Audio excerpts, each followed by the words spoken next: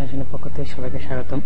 এখন আমি আপনাদের মাঝে যে বিষয়টি নিয়ে কথা বলবো, বিষয়টি হলো এসইও অর্থাৎ ইউটিউব এসইও, অর্থাৎ ইউটিউবে কিভাবে এসইও করবেন। এখন আমি এই বিষয়টি দেখাবো যে অফ পেজ র্যাঙ্কিং, কিভাবে অফ পেজে র্যাঙ্কিং করতে হয় বা অফ পেজে এসইও করতে হয় সেই বিষয়টি নিয়ে কথা বলবো। এটি হলো একটি কথাটি খুব আশ্চর্যজনক হলেও এটি খুব একটি ভালো বিষয়টি, মানে কিভাবে আমরা অফ পেজে এসইও করব।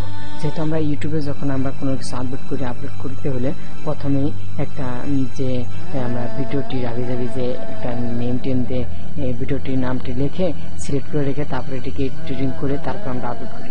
কিন্তু আমরা যখন আপলোড করি তখন ইউটিউবের সাইটে কর্নারে দেখবেন যে নামটা আমরা ছোট একটা নাম দিয়ে সিলেক্ট করে রাখি।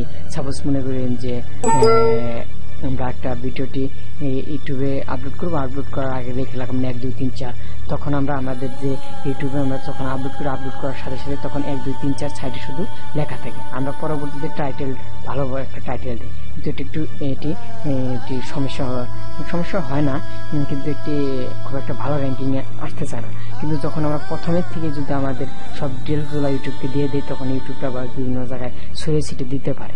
তো কথা না বাড়িয়ে চলেন আমরা কাজে চলে যাই। তো কাজে চলে যাওয়ার আগে আমি আরেকটি কথা বলে রাখছি, যারা আমার টিউটোরিয়ালটি দেখছেন তারা আমার চ্যানেলটি সাবস্ক্রাইব না করে রাখলে এখন সাবস্ক্রাইব করে রাখেন। সাবস্ক্রাইব করতে হলে লাল বাটনে ক্লিক করেন, যে জায়গাতে পারেন সেই জায়গাতে গিয়ে সাবস্ক্রাইব বাটনে লাল বাটনে ক্লিক করেন। তো লাল বাটনে ক্লিক করে বেল বাটনে ক্লিক করেন। বেল বাটনে ক্লিক করার পর বেল বাটনটা ওপেন হবে, নতুন কোনো ভিডিও দিলে সেই ভিডিওটি আপনাদের মাঝে চলে যাবে। তো আর আমি আগে কথা বলে রেখে যদি আমার ভিডিওতে কোনো ভুল ভ্রান্তি হয়ে থাকে তাহলে সংশোধন করবেন এবং কমেন্ট করে আমাকে অবশ্যই জানিয়ে দেবেন। আমি ভুলটি সংশোধন করে আপনাদের পরবর্তীতে রিপ্লাই করে জানিয়ে দেওয়ার চেষ্টা করব। তো চলুন আমরা কথা না বেড়ে কাজে চলে যাই। তো সাপোজ আমরা যে কোনো একটি ভিডিও আপলোড করবো, যখন আমি পাওয়ার পয়েন্ট নিয়ে মাইক্রোসফট পাওয়ার পয়েন্ট নিয়ে আমি ভিডিওটি আপলোড করব, তো সেই ক্ষেত্রে আমি ভিডিওটি কমপ্লিট করছি কিন্তু অফ পেজ র্যাঙ্কিং করিনি।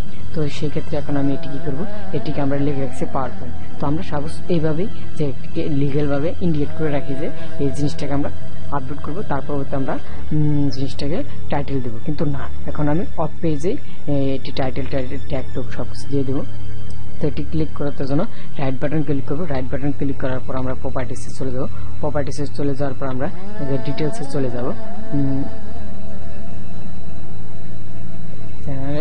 আসলে না, এটিকে প্রথমে সিলেক্ট করে নিতে হবে। সিলেক্ট করে নেওয়ার পর প্রপার্টিসে চলে যাওয়ার পর এই যে ডিটেলস চলে আসবে, এই যে ডিটেলস, এই ডিটেলসে আমরা টাইটেলে লিখবো আমরা যে জিনিসটা যে নামটা দেবো। আমি আগে সিলেক্ট করে রাখছি যে আমি কি টাইটেল দেবো, সেই টাইটেলটা আমি কপি করব বা লিখে দিতে পারবো, কোনো সমস্যা নাই। যেভাবে পারি যে টাইটেলটা এখন আমি এই জায়গায় পেস্ট করে দেবো। সাবটাইটেলেও একই জিনিস দেবো, কিন্তু ভিন্ন ভিন্ন দিলে ভালো সুবিধা হয়। এবং রেটিংয়ে দেবো আমরা 5 প্রথমে না গেলে প্রথমে 2 3 তারপরে 5 দেবেন, 5 এর নিচে। তারপরের বিষয়টি হচ্ছে ট্যাগ। আমি কিছু ট্যাগ সিলেক্ট করে রাখছি, আর আপনারা ভালো ভালো ট্যাগগুলা সিলেক্ট করে রাখবেন। আমি আপনাদের বোঝার্থে আমি অল্প কিছু ট্যাগ সিলেক্ট করে রাখছি, যে আমরা ট্যাগ দেবো, ট্যাগ ওকে। তারপরে হচ্ছে কমান্ডসেও অন্য কিছু দিতে ভালো হয়, যেহেতু আমি টিউটোরিয়াল করতেছি, কেন বেশি বড় করতে চাচ্ছি না, ছোটোর ভিতরে আপনাদের বোঝানোর চেষ্টা করতেছি। এখন হয়ে গেল আমাদের যে বেসিক যে ইনফরমেশনগুলো দেওয়া হলো, তাহলে অ্যাপ্লাই দেবো। অ্যাপ্লাই দেওয়ার পরে অ্যাপ্লাইং হয়ে গেছে, তাহলে দেবো ওকে। এখন আমরা আবার চেক করবো যে হয়েছে না হয়। অনেক সময় দেখা গেল যে এটা টিউটোরিয়ালটা বা এই যে ট্যাগ বা আইটেগুলো দিয়ে সেগুলো হয় না, কিন্তু এখন আমার হয়নি, হলে পরে এই জায়গায় চলে আসতো। তখন আমি আবার প্রপার্টিসে চলে যাবো। প্রপার্টিসে চলে যেয়ে দেখবো যে আমার কি এডিট হয়নি। এখন এগুলো দেখবো যে এডিট হয়ে গেছে, অলরেডি এডিট হয়ে গেছে।